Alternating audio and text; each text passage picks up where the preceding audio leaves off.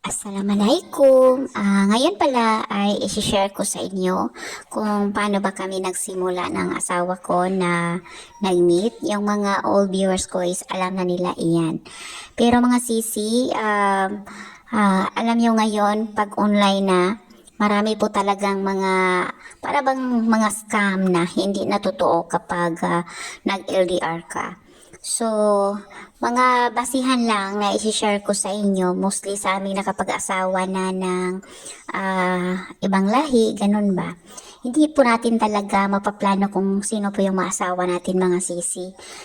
Fate na po ito natin kung makakuha ka. Oo.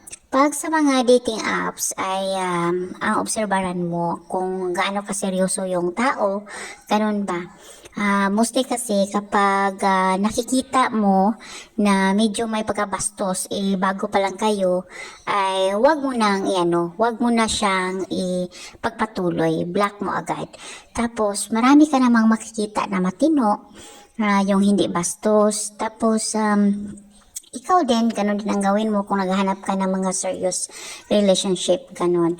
Obserbaran mo talaga yung ugali ng lalaki, mga sisi. Ganun talaga ang gawin mo. Tapos, ang pangalawa talaga is yung lalaki ay, ang hahanapin mo ay nasa iyo yan kung gusto mo ba ng Pakistani, Indian, or European, or English, yung mga American, ganun, nasa iyo iyan.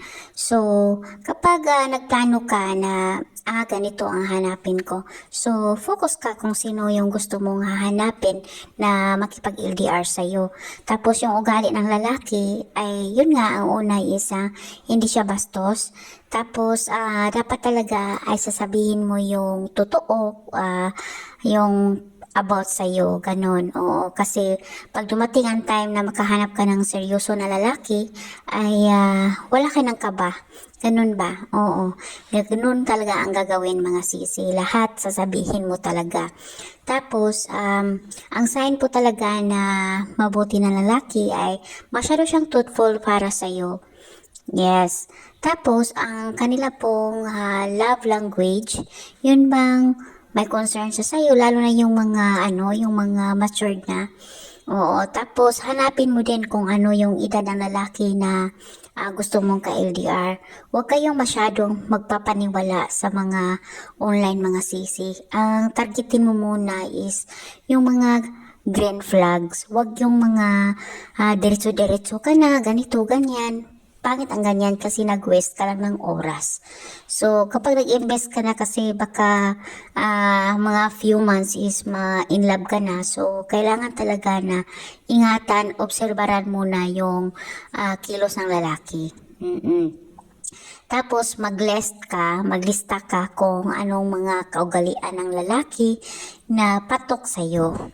Yes. Tapos, napaka-importante talaga kung ang lalaki ay mayroong stable na trabaho. Kasi, pag LDR kayo, ay one day, kapag nagkagusto kayo, syempre, kailangan talaga niyang pumunta sa Pilipinas.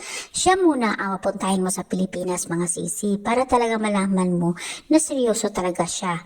Ganon talaga. Napaka-importante po na pumasok kayo sa relasyon na ang lalaki ay mayroon pong kakayahan. Yun bang stable na trabaho para naman ay hindi magka-problema kung gusto na niya bumisita sa Pilipinas or ikaw ay bibisita sa kanya. Kasi ang hirap na po ng buhay ngayon mga sisi. Mag-invest ka ng feelings mo online tapos aabot kayo ng mga ilang taon. At pag nag-LDR kayo, huwag niyo naman paabutin ng ilang taon or else maghintay kayo ng 2 to 3 years, ganon, kung ano yung mga excuse niya. Gaya kasi sa amin is 4 years talaga. Noong una, 2 years yung yung quota ko sa kanya. Pero, kasi sisi, nagkasakit kaya ang asawa ko. Kaya, yun, kinukonsider ko iyon. Pero sa totoo lang, na po niya, responsible na po talaga siya na tao na during sa aming LDR. Kahit 3 months pa kami, ay pinapakita niya po talaga na seryoso siya. So, yun lang po talaga ang masasabi. Siya talaga ang pumunta sa Pilipinas, mga sisi, at doon po kami kinasal. Oo, ganyan po talaga. So, mafe-feel mo talaga na seryoso yung lalaki. Kasi tayong mga babae ay may instinct po tayo. Huwag po yung ikaw yung masyadong nagpapakita sa kanya ng yung sobrang mahal na mahal mo siya. Kasi ang lalaki kasi, naghahanap din yan ng seryoso. Oo. May iba kasing mga lalaki sa mga dating apps or kahit sa ang mga website na panglipas oras lang. Ganon ba? Mafe-feel mo yan kung seryoso yung lalaki. Once is puntahan ka talaga sa Pilipinas. Ganon talaga. Oo. Tapos ay ano talaga siya. Kinikare yung ano mo, yung kahalagahan mo. Ganyan talaga mga sisi. At nirerespeto ka niya kahit sa online. Kapag may pagkabastos na ay yun. Wag na. Parang iba na yan. Panglipas oras lang yan. Ganon talaga. Kasi kami dati sa public yung internet cafe, wala pa yung mga cellphone na gaya nito. O, di ba? So, wala talaga yung mga bastos-bastos na yan sa mga public na mga internet cafe dati. Oo, ganon talaga. Tapos nag-schedule kami ng mga oras.